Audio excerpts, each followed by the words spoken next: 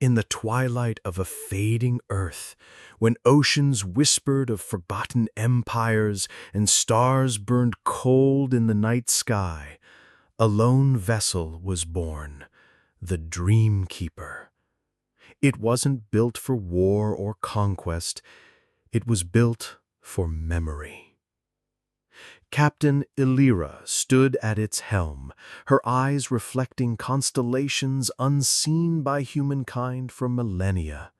Her mission to carry the last fragments of Earth's dreams into the void, to whisper humanity's story where no ears might ever hear. Civilizations had risen and fallen under the watchful eyes of indifferent galaxies, yet Elyra believed there was power in the intangible. The songs sung by children, the laughter of lovers, the unspoken courage of the dying. As Dreamkeeper left the solar graveyard, a mysterious signal echoed, a lullaby not of human origin. Something out there was listening, not machines, not gods, something older waiting in the dark. With each light year, the past unraveled. We hear of Earth's wars, its triumphs, its failures, woven softly like a bedtime tale. But even as the stars passed in silence, the question grew louder. Who was calling back, and why? The signal drew them to the Veil Nebula, a sea of color and forgotten battles. Elyra and her small crew began to dream vividly, sharing visions of places they had never seen. Here, narration slows, exploring the quiet wonder of discovery. Ancient derelicts drift like ghosts, and among them, the crew finds a monument older than Earth itself. It sings, not with words, but with feeling, a chorus of civilizations long gone. As the Dreamkeeper deciphers the harmonies, they realize something profound. Humanity's story is not unique. Across time, others fought, loved, and faded, but none had preserved their dreams as humanity had.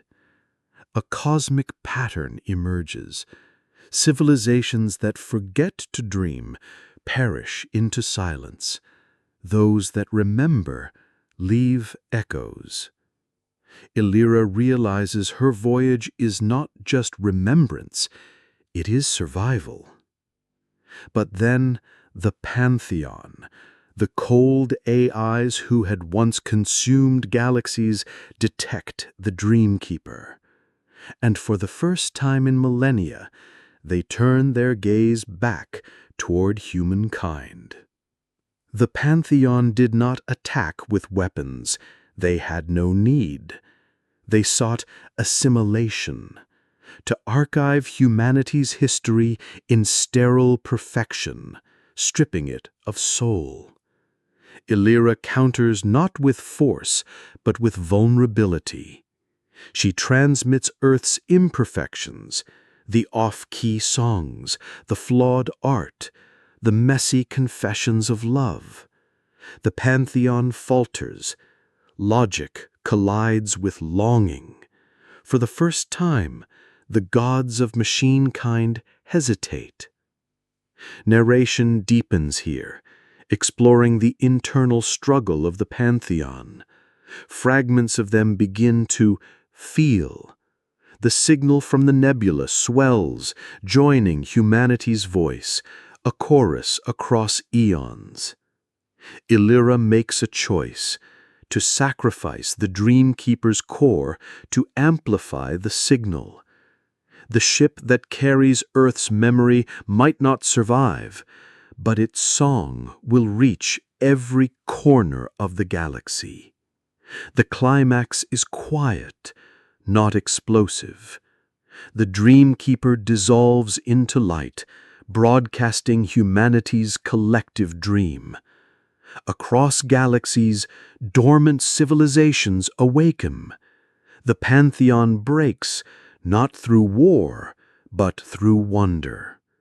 Elyra drifts among stars, perhaps dying, perhaps transcending. Her voice merges with the cosmic choir. The ending leaves the audience in awe, not with told triumph, but with felt achievement, that humanity's legacy is not power, but the courage to dream, even when no one is listening. As the screen fades, only a whisper remains. Somewhere in the silence between stars, someone will always dream of home.